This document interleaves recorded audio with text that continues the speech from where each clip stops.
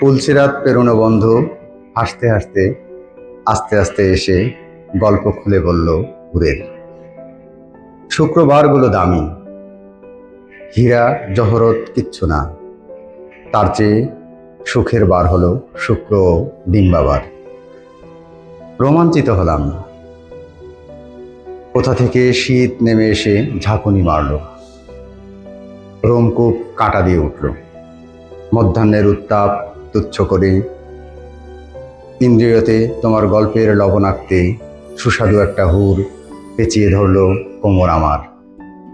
বললাম, থেমো নাকো, বলো, শুনতে শুনতে ঋদ্ধ হব। তুমি বললে, হুরেরা পারে হারিয়ে যাওয়া যৌবন ফিরিয়ে দিতে। তখন আমার মনে পড়ল মোজাম্মেলের কথা। গত বছর ওর বউটা বেহাত হয়েছে। বলতো, শুক্রবার স্বর্গ খোলা থাকে।